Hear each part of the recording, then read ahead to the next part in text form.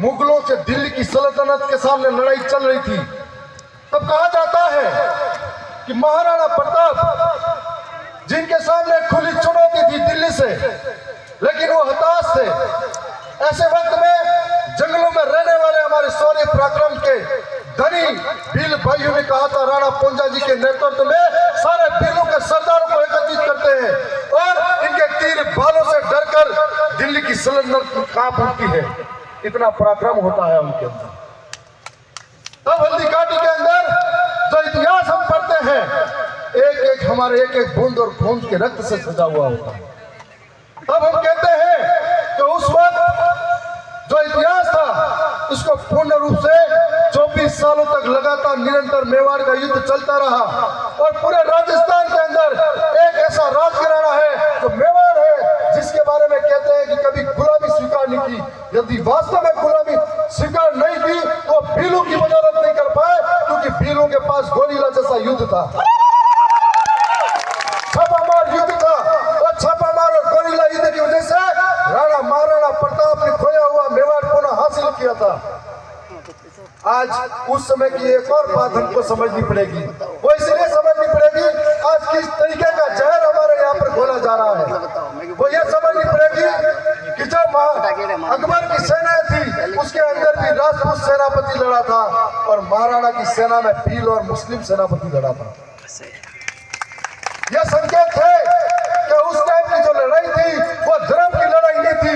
उस टाइम की जो लड़ाई थी अपनी जमीन की थी, अपने अस्तित्व की थी और अपने सम्मान की थी। और आज हमें किस तरीके की दिशा मिल जाती है।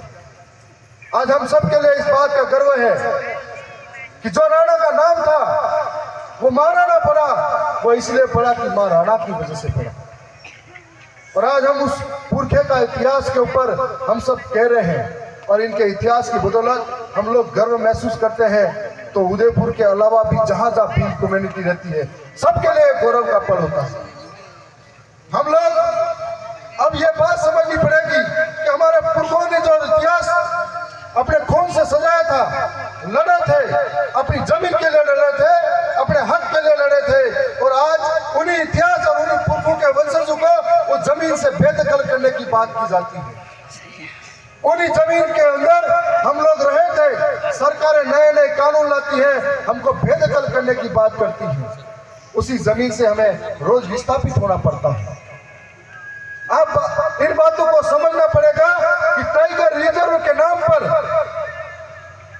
जो जानवर है उसको जंगल में बचाया जा रहा है और जो इंसान है उसको बाहर निकालने की कोशिश की जा रही है। इस बात को समझना पड़ेगा कि जो असली वारिस है इस जमीन का, और अभी जो मेरे भाई ने कहा था कि टाइगर रिजर्व की बात कही थी, मुझे ऐसा लगता है कि उन्होंने ऐसा प्रयोग किया है कि आदिवासियों को डराया जाए, भीलों को डराया जाए, ताकि जंगलों से बेदखल हो जाए, खुद ही स्वतः जंगल छोड़ दे।